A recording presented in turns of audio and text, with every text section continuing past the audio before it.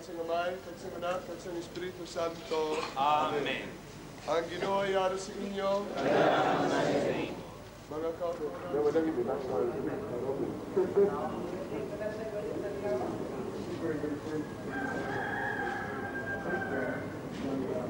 Father, can you just describe a little bit about why you are in here?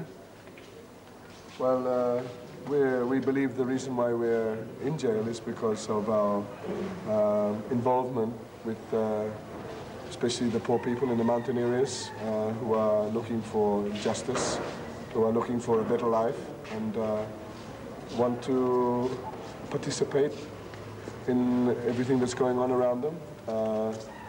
People who are being unjustly put off their land, maybe low wages and things like that. Have you been very outspoken yourself? Well, personally, I suppose sometimes, but generally our work has been to get the people to be the ones to speak out. And of course, that's why they say that we are inciting the people, because now the people are not prepared to just take things as being God's will, their poverty, their situation, but they believe that this is man's will, and in particular a few people's will. So the people now are prepared to stand up, voice out their objections, their displeasure at abuses, both military and government. And we feel that that is a result directly of our work among them, especially in their realization of their human dignity, which we feel as Christians is a very important ingredient. You're in an extremely unique position, aren't you? You know, a priest up on a multiple murder charge. And two others. Yes. Inciting to rebellion and illegal possession of explosive and ammunition. How did you react when you were charged? Well, not surprised, because they were giving a few hints beforehand, and we were expecting someday they would try something on us, and they have. So we're not terribly surprised that they would go after us eventually and put us in jail. First of all, they tried to deport myself, and then when that didn't work, they were forced to come back to court. So here we are.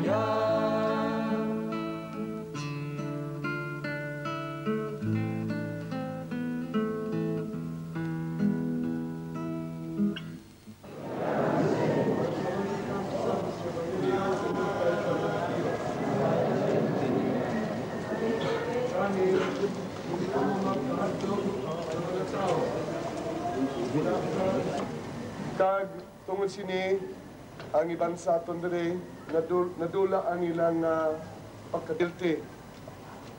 Pero nantawa ang kahintangan naton.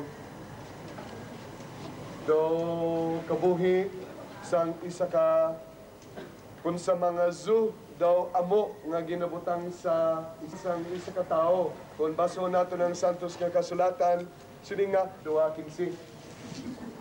Pero ang kamatuoran dira na Father, how do you seem to be coping with all these interruptions you're having to this trial? I'm frustrated and I'm angry. I feel that it's a sick joke on the media of the world, because this was announced by nobody less than the Chief Justice of the Philippines. Came down with great ceremony and announced that the date will be the 7th and the 9th for the opening hearings. When people had gathered from all over the world, literally, they announced that it would be postponed, sine die. And it seems to me that, there's something even ethically wrong about that. What do you think the outcome will be of this trial, Father? I have no hopes for us winning the trial under the present, with the military influence as such in the trial as it is. But I think that they will delay it, and I'll stand on that. You'll watch. The trial could be finished in 3 months if they wished, and I guarantee that in 9 months' time, the trial will still be going on. And we will hope to prove to the world, because of international outside observers and because of neutral Filipino observers, that we had nothing to do with the killing of the mayor. And not only have we nothing to do with it, but it's totally the opposite to anything we've been trying to do for the last 20 years. And do you think you'll be found guilty, though?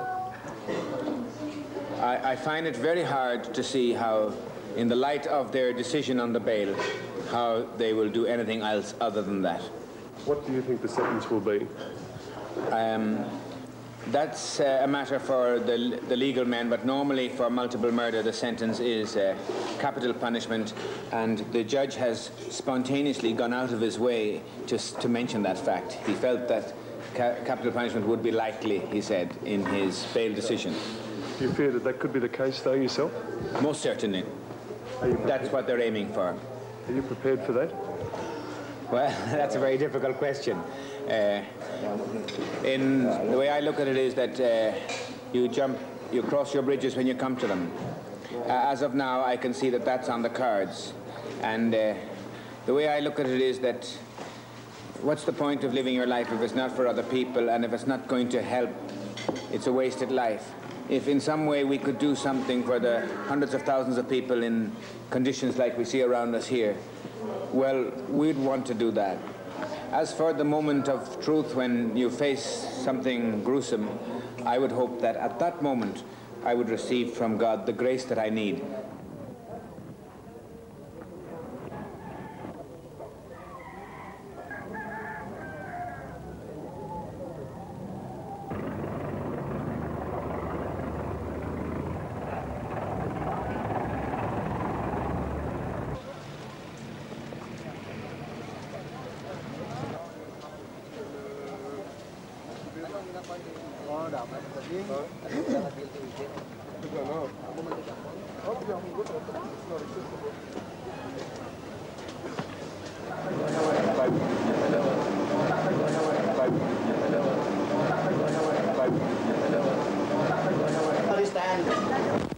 The court is now in session. Silence enjoined. Honorable Judge Legaspi presiding. Listening, please. The next case is case number 010. People of the Philippines versus Reverend Father Brian E. Gore et al. Or is a By tomorrow morning, Your Honor, I will make a presentation with the attorney. So, could the counsel for the prosecution, the fiscal, yeah. So now that both parties have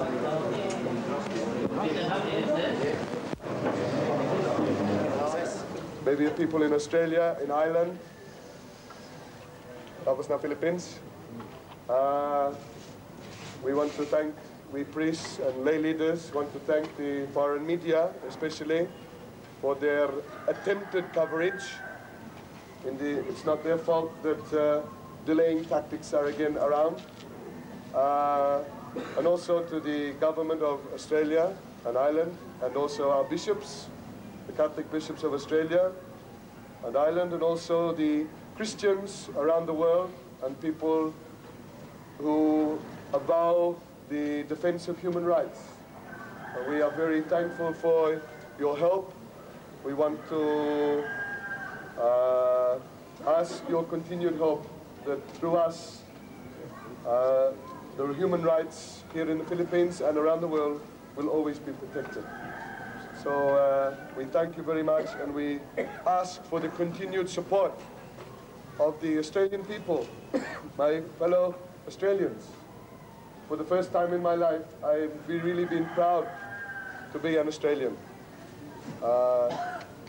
Usually the Irish are always having a go at us Australians, you know, but I'm glad that my government was first into the foray from the Irish government, and we thank them for their concern.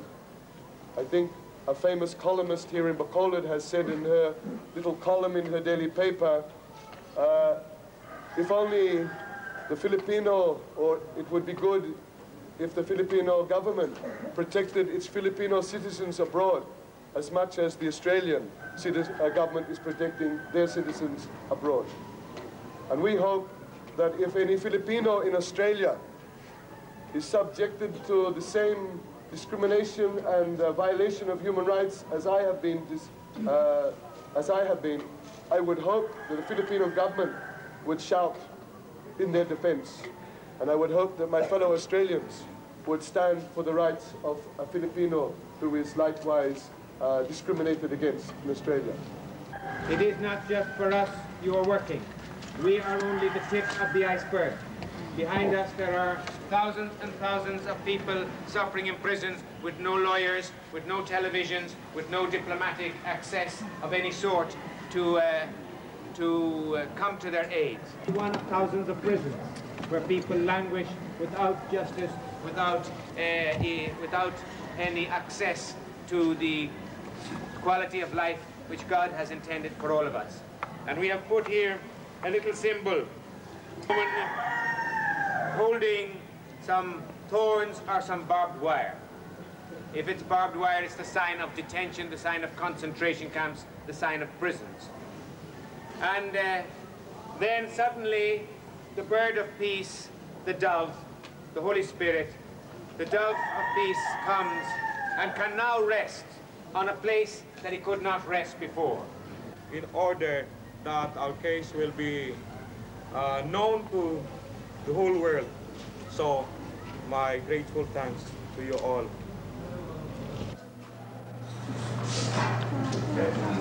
Jelani, just how difficult is it without your husband home at the moment? Is it very hard without your husband home? Sure. Are you getting a lot of help from other people in your area, in your town? Yes. What has been your reaction, you know, to your husband, you know, being charged with this crime? Well, frustrated, anger, because they're accused with the fault which they do not do it. You must be extremely worried about what could happen to him now. Sure. How many children have you got? Two daughters. And how are they going without their father?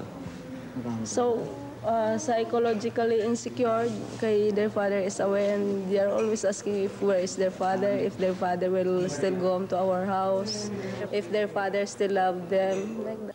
All these problems you're having with your trial, does it make you angry or upset?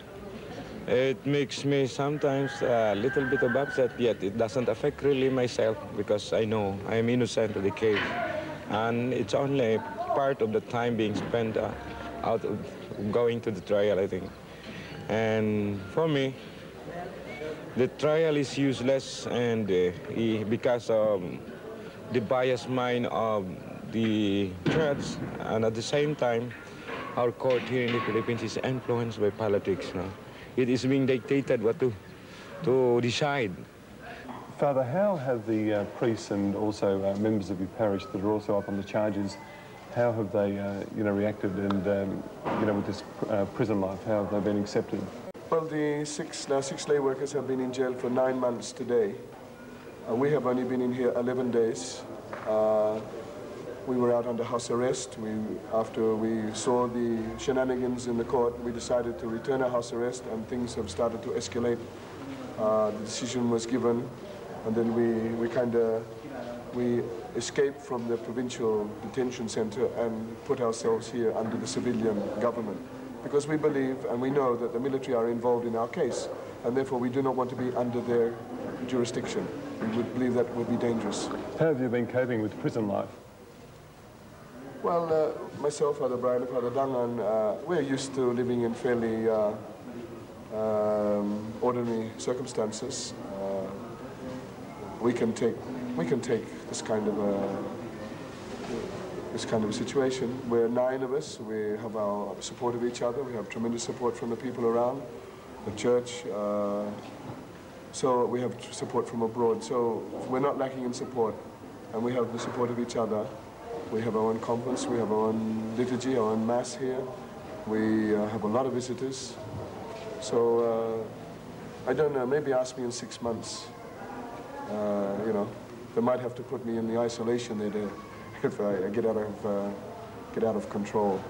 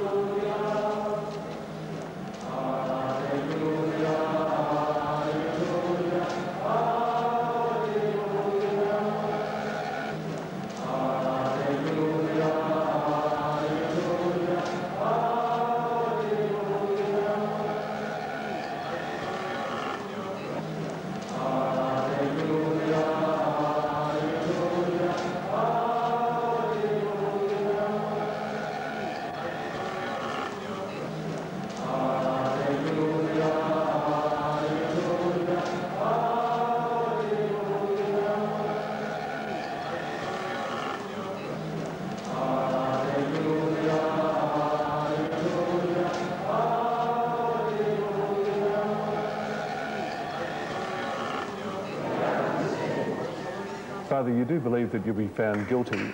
You know, what would your future be? Do you think you would spend the rest of your life in jail, or would you be deported? Either could happen. I think it's very hard also for them to keep us in jail for a long time. It's kind of, in the eyes of the ordinary people, it's kind of making living martyrs out of us. That's one thing they don't want, and I certainly don't want to be a dead one. So it's hard to know. There's a lot of things happening in the province. Political unrest. The teachers are on strike today in the city. There was a big demonstration on Sunday against the Filsacom, which is the monopoly control of the sugar by Mr. Benedicto, who is the #1 political man in this area. So his power is being challenged by the planters themselves, the sugar planters, and because they believe there's a lot of anomalies in this industry, and the workers are not getting their share because a lot of the money is not unaccounted for.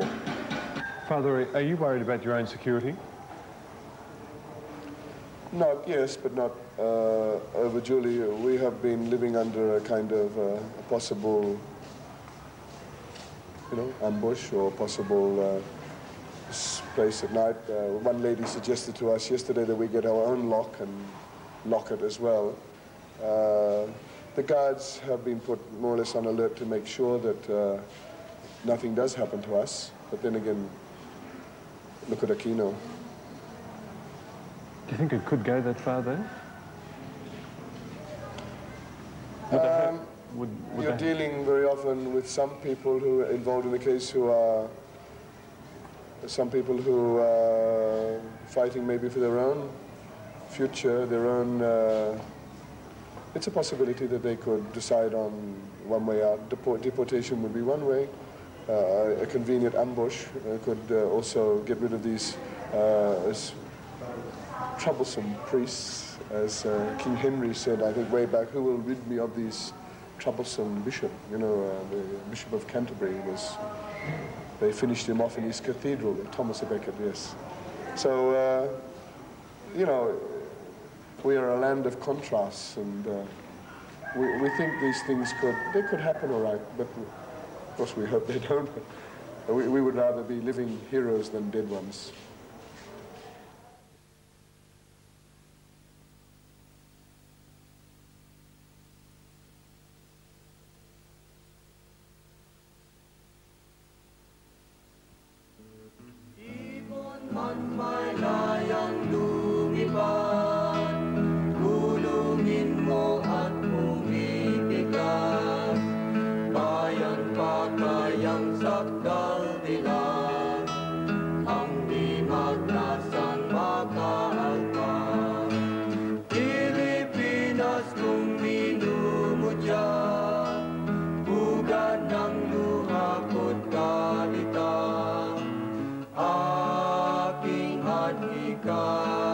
Makita kang sakdal